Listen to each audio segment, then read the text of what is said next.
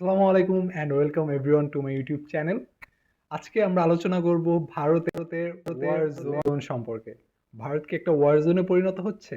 ভারতের যে 28টি অঞ্চল রয়েছে তার মধ্যে more than 50% of the states is in a active war zone like the Russia and Ukraine. এটা যদি আসলে আমাদের প্রতিবেশী রাজ্যে এত খারাপ অবস্থা হয় তাহলে আমরা কিভাবে এটা সম্পর্কে না জানি? কোনো ক্রাইম বা ওয়ার সম্পর্কে কোনো ইমেজ কেন আমাদের সামনে আসছে না? কেন কোনো মেইন স্ট্রিম মিডিয়া এটা নিয়ে কথা বলছে না?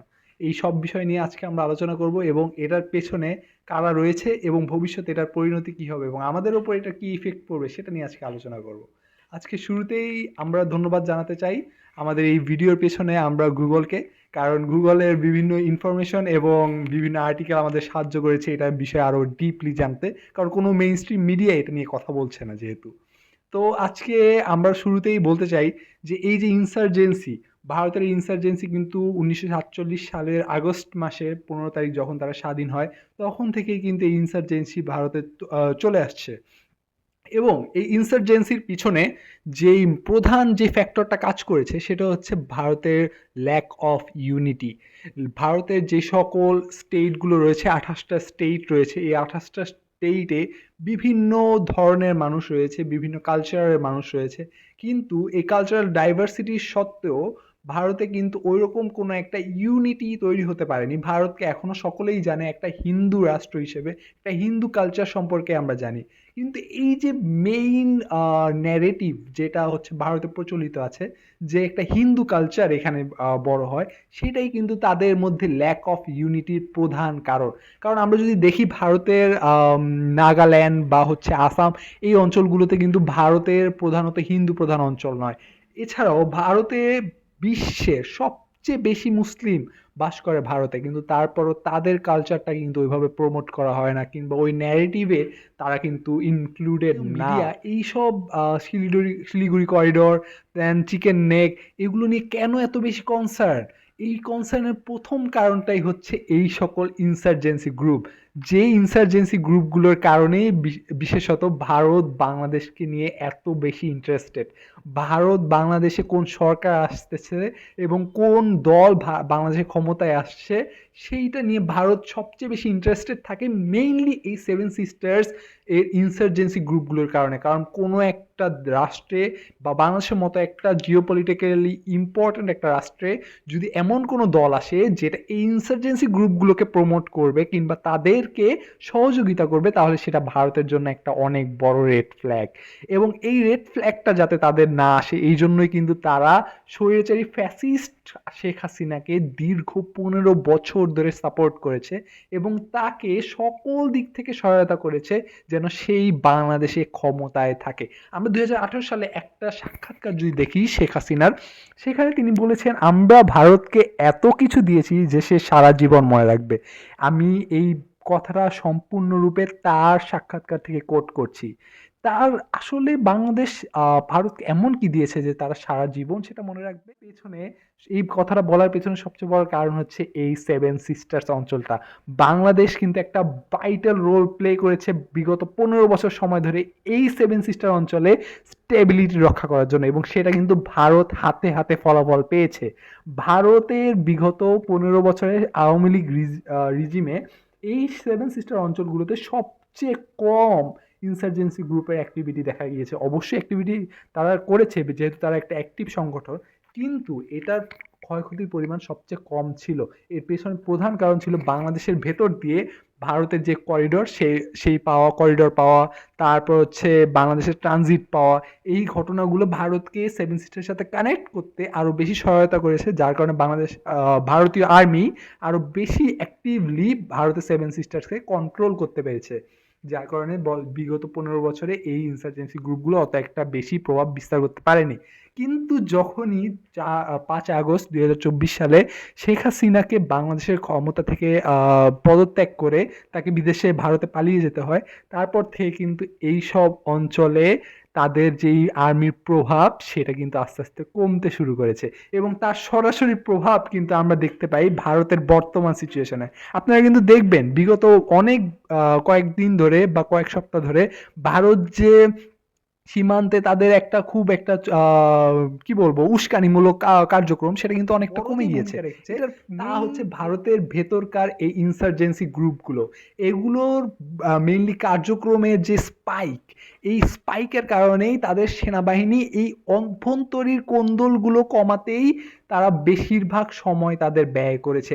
তারা তাদের সিটিজেনদেরকে এই সকল অঞ্চলে সামরিক প্রশিক্ষণ দিয়ে ট্রেন করছে যাতে তারা এইসব ইনসার্জেন্সি গ্রুপগুলোর বিরুদ্ধে আত্মরক্ষার্থে এইসব অস্ত্র দিয়ে তারা যুদ্ধ করতে পারে। আমরা কিন্তু এই ধরনের সিচুয়েশন, সিভিলিয়ানদেরকে সামরিক শিক্ষা দেওয়ার যে সিচুয়েশন, এই সিমিলার সিচুয়েশনগুলো কিন্তু দেখেছি রাশিয়া এবং ইউক্রেনের যুদ্ধের সময়, যেখানে ইউক্রেন তাদের নাগরিকদের হাতে অস্ত্র তুলে দিয়েছিল এবং তাদেরকে সামরিক শিক্ষা দিয়ে, তাদেরকে সামরিক প্রশিক্ষণ দিয়ে তাদেরকে রাশিয়ার যোদ্ধাদের বিরুদ্ধে যুদ্ধ করতে পাঠিয়ে দিয়েছিল। সেই মিলার কাইন্ড অফ সিচুয়েশন এই সেভেন সিস্টার্সে চলছে, যেখানে সবচেয়ে বড় ইনসার্জেন্সি গ্রুপ হচ্ছে নাক্সাল, যাদের কার্যক্রমকে নাক্সালিজম বলা হয়। এই নাক্সালরা তারা সবচেয়ে বেশি অ্যাক্টিভ এই সেভেন সিস্টার অঞ্চলগুলোতে, যারা সেভেন সিস্টারকে আলাদা করে আলাদা একটা রাষ্ট্র তৈরি করতে চায়। এবং আপনি যদি দেখতে চান তাদের যে কার্যক্রম, এই কার্যক্রমের কারণে তারা সেখানে অনেক বেশি ইনস্ট্যাবিলিটি তৈরি করতে পেরেছে, এবং এই ইনস্ট্যাবিলিটি তৈরি করার কারণে তাদের আর্মি অনেকটা বেশি driven there to solve their own problem, so they don't have the time to actually make any chaos in the border area with Bangladesh.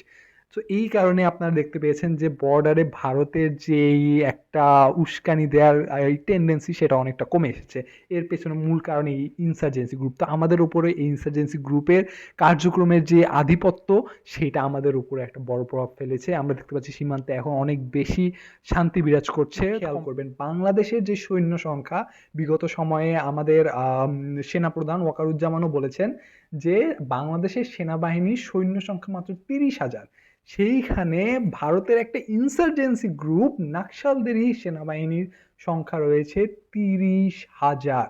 এই 30,000 সৈন্য দিয়ে তারা অবশ্যই capable two challenge the Indian army. আমরা যদি দেখি ইন্ডিয়ান আর্মি তারা world তারা সামরিক র্যাঙ্কিংয়ে বিশ্বে তৃতীয়তে রয়েছে, কিন্তু তাদের সবচেয়ে বড় দুইটা ফ্ল রয়েছে।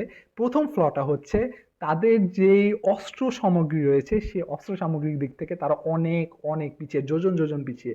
আমরা যদি তাদের যেসব অস্ত্রগুলো দেখি সেগুলো প্রায় অনেকগুলো আছে যেগুলো 30-40 বছর পুরনো। এই পুরনো অস্ত্র দিয়ে তার বর্তমান আধুনিক ওয়ারফেয়ারে এই পুরনো অস্ত্রগুলো খুব একটা বেশি ইফেক্টিভ হবে না। যেখানে চায়নার যেই অস্ত্রগুলো রয়েছে সেগুলো আমরা দেখেছি 6th generation, 7th generation, 5th জেনারেশনের বিভিন্ন ফাইটার পাইলট, তাদের ফাইটার জেট তাদের রয়েছে। সেই তুলনায় ভারতের অস্ত্রের পরিমাণ অনেকটাই নিম্নমানের। এবং পাকিস্তানও আমরা সিমিলার কাইন্ড অফ জিনিস দেখেছি, যেখানে তারা আমেরিকা থেকে অনেক ধরনের উন্নত মানের অস্ত্রের চালান তাদের রয়েছে। এবং ভারতের সবচেয়ে বড় উইক পয়েন্ট যেটা, তাদের অন্যতম প্রতিদ্বন্দ্বী দুটি প্রতিবেশী দেশেরই কিন্তু নিউক্লিয়ার ওয়েপেন রয়েছে, এবং এর মধ্যে রয়েছে চায়না এবং পাকিস্তান। এবং বাংলাদেশও কিন্তু চেষ্টা করছে যে তারা নিজেদের নিউক্লিয়ার একটা প্রজেক্ট তৈরি করতে। এর জন্য রাশিয়ার তারা বিভিন্ন দেশে কোম্পানির সাথে তারা কথা বলেছে নিউক্লিয়ার প্রজেক্ট ডেভেলপ করার জন্য। এবং পাকিস্তানের বিভিন্ন মন্ত্রীরাও কিন্তু বলেছে যে বাংলাদেশের যখনই প্রয়োজন হবে তারা তাদের নিউক্লিয়ার ওয়েপেন নিয়ে অবভিয়াসলি প্রস্তুত থাকবে। তো এই যে নিউক্লিয়ার থ্রেট, এটাও কিন্তু ভারতের জন্য অনেক বড় একটা থ্রেট হিসাবে কাজ করছে। এছাড়া আমরা দেখছি নেপাল, ভুটান, শ্রীলঙ্কা, মালদ্বীপ, 4টি দেশের সাথেই তাদের খুবই খারাপ অবস্থা, তাদের সম্পর্কে অবনতি হয়েছে। এবং বাংলাদেশের সাথে তাদের সম্পর্কের অবনতি তো অবশ্যই দৃশ্যমান, হাজারের কাছাকাছি। এবং চায়না তো they are huge political and armed, they are very much advanced in terms of military and defense aspect. So আসলে আমার মনে হয় যে এই বিষয়গুলো ভারতকে অনেক বেশি ভাবাবে। এবং বর্তমানে তাদের যে ওয়ার জোন চলছে, এতগুলো ইনসার্জেন্সি গ্রুপ তাদের মধ্যে অ্যাক্টিভ দেশের মধ্যে, যেখানে খালিস্তানি, জম্মু এবং কাশ্মীর এবং সেভেন সিস্টার্স, এই অঞ্চল, 3টা অঞ্চল খুবই প্রমিনেন্ট, যেখানে ইনসার্জেন্সি গ্রুপগুলো খুবই খুবই অ্যাক্টিভ, এবং তারা তাদের সেখানে আমরা প্রতিদিনই দেখতে পাচ্ছি ইন্ডিয়ান আর্মি সোলজাররা সেখানে নিহত হচ্ছে। তারপর তাদের মনের ভিতর ওই ভয়টা রয়েছে যে যে কোনো সময় ইউনূস সরকার ওই ইনসার্জেন্সি গ্রুপগুলোকে যদি একটু সহায়তা করে বাংলাদেশের দিক থেকে, তাহলে সেইটা তাদের ইনসার্জেন্সি অ্যাক্টিভিটি অনেক অনেক বেশি স্পাইক করবে। যার কারণে তারা চেষ্টা করছে বাংলাদেশকে ইনস্টেবিলিটির মধ্যে রেখে যাতে তারা তাদের ভিতরকার ইনসার্জেন্সি গ্রুপগুলোকে দমন করতে পারে। এই জন্য আমরা দেখেছি বিগত কয়েক সময় রেপ, ছিনতাই, চাঁদাবাজি এগুলো অনেক বেশি বেড়ে গেছে। তো বিএনপি যেই দলটা রয়েছে তাদের নেতাকর্মীরা তাদের এই সব সন্ত্রাসী গ্রুপদেরকে ছত্রছায়ায় রেখে তাদের বিভিন্ন ধরনের অনৈতিক কাজের দিকে ঠেলে দিচ্ছে, এবং চাঁদাবাজির পিছনে তো সরাসরি বিএনপি নেতাকর্মীরা জড়িত, এটা আমরা বিভিন্নভাবে দেখেছি। এবং এই পলিটিক্যালি যে ইউনূস সরকারকে কেউ সাহায্য করছে না, প্লাস ভারতীয় বাহিনী কনস্ট্যান্টলি চেষ্টা করছে বাংলাদেশকে আরও বেশি ইনস্টেবিলিটির দিকে ধাবিত করতে। মানে পলিটিক্যালি বিএনপি আরও চেষ্টা করছে বাংলাদেশকে আরও একটু ইনস্টেবিলিটির মধ্যে ধাবিত করে দ্রুত নির্বাচনে এসে কিভাবে সরকার করে, কারণ যত দিন যাচ্ছে বিএনপির অবস্থা তত অবনতির দিকে যাচ্ছে। তাদের অন্তর্বর্তী কোন্দল এবং শৃঙ্খলার অভাব আরও বেশি মাত্রায় প্রমিনেন্ট হচ্ছে, যেগুলো তাদেরকে আগামীতে সরকার গঠনে অনেক বড়ভাবে ভোগাবে। এবং এই কারণেই তারা চেষ্টা করছে বাংলাদেশে যদি একটু বেশি ইনস্টেবিলিটি থাকে তাহলে হয়তো সরকার চাপের মুখে পদত্যাগ করবে, নিরপেক্ষ কারো কাছে তারা ক্ষমতা হস্তান্তর করে তাদের দ্রুত নির্বাচন দিয়ে তারা দ্রুত ক্ষমতায় আসতে পারবে। তাহলে বাংলাদেশের মানুষের মধ্যে তাদের জন্য যেই নেগেটিভিটি যতটা স্পাইক করছে সেইটার চরম পর্যায়ে পৌঁছানোর আগেই তারা ক্ষমতায় এসে পড়তে পারবে। কারণ এইভাবে যদি চলতে থাকে, এইভাবে যদি বিএনপির প্রতি বিএনপির ইমেজটা মানুষের কাছে কমতে থাকে, তাহলে কিন্তু এইটা আগামী নির্বাচনে বিএনপিকে অনেক বেশি ভোগাবে। যার কারণে বিএনপিও চায় না বাংলাদেশে একটা স্টেবল পরিস্থিতি থাকুক। ভারতও চাচ্ছে না যেটা তাদের ইনসার্জেন্সি গ্রুপগুলোকে যাতে বাংলাদেশ সহায়তা না করতে পারে। বাংলাদেশের বর্তমান অন্তর্বর্তীকালীন সরকারকে সহায়তা করছে না।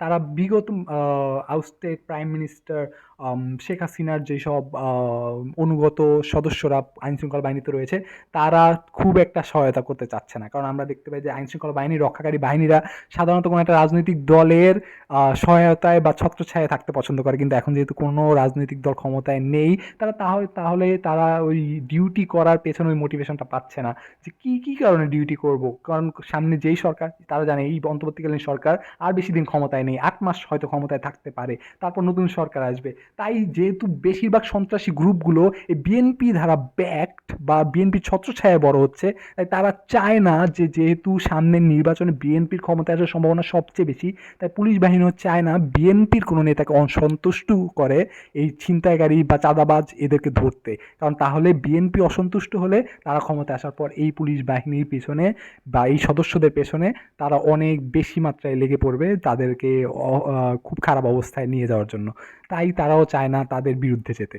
এইটাই মূলত কারণ আইনশৃঙ্খলা পরিস্থিতির অবনতির পেছনে, এবং ভারতের ইনসার্জেন্সি গ্রুপের স্পাইকটাও বাংলাদেশে এইভাবে প্রভাব ফেলছে, যার কারণে বাংলাদেশের আসলে ধর্ষণ, রেপ, চাঁদাবাজি, ছিনতাই এগুলো আসলে স্পাইক করছে। আমার মনে হয় এটাই এর পেছনে অন্যতম কারণ। এবং আজকের এই ভিডিওটা যদি আপনাদের ভালো লেগে থাকে তাহলে feel free to show some support to my YouTube channel. Thank you everyone. Assalamu alaikum.